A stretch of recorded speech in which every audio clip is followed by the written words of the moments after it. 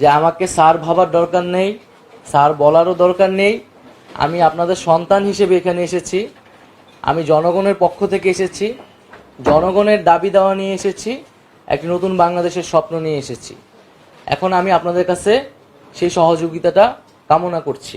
আমরা বিভিন্ন সময়ে গণমাধ্যম কর্মীদের থেকেই শুনেছি বা আরও বিভিন্ন মানুষের কাছ থেকে শুনেছি যে আমাদের এখানে মত প্রকাশের স্বাধীনতার উপর নানাভাবে বাধা তৈরি করা হয়েছে, এবং যেহেতু ফ্রিডম অফ প্রেস যদি না থাকে, ফ্রিডম অফ স্পিচটিও কিন্তু নিশ্চিত হয় না।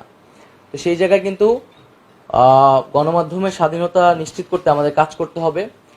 সেই জায়গায় বিভিন্ন ধরনের আইন এবং বিধিনিষেধ রয়েছে, যেগুলো নিয়ে সমালোচনা রয়েছে। আমাদের এই আইন এবং বিধিনিষেধগুলো কিন্তু পুনর্বিবেচনা করতে হবে, যাতে বাক স্বাধীনতা বা প্রেসের স্বাধীনতা যাতে সেখানে বাধাগ্রস্ত না হয়। দ্বিতীয়ত, আমাদের এই আন্দোলনে ছাত্র জনতা শ্রমিকদের পাশাপাশি কিন্তু প্রচুর সাংবাদিক শহীদ হয়েছেন, আহত হয়েছেন। আমি জানি না এখন পর্যন্ত কী উদ্যোগ নেওয়া হয়েছে, কিন্তু দ্রুত সময়ের মধ্যে এই সাংবাদিক যারা এখনও আহত অবস্থায় আছেন এবং যারা শহীদ হয়েছেন তাদের পাশে এবং তাদের পরিবারের পাশে আমাদের দাঁড়ানো উচিত।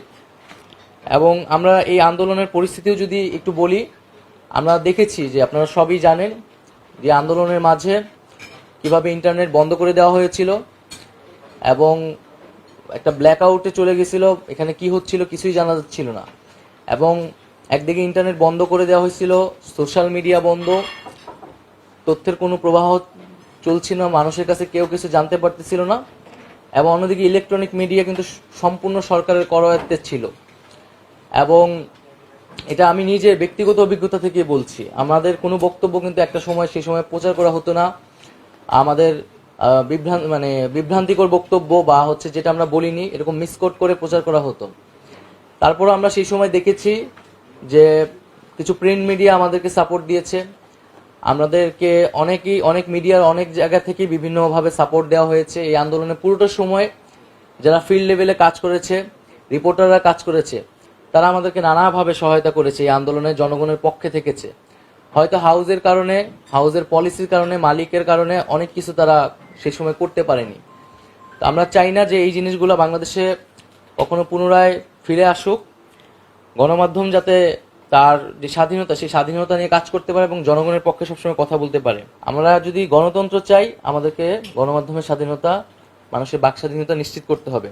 আমি আরেকটি বিষয় উল্লেখ করে শেষ করব, যে সাগররুনি হত্যাকাণ্ড, এই হত্যাকাণ্ড খুবই বেদনাদায়ক, খুবই নির্মম।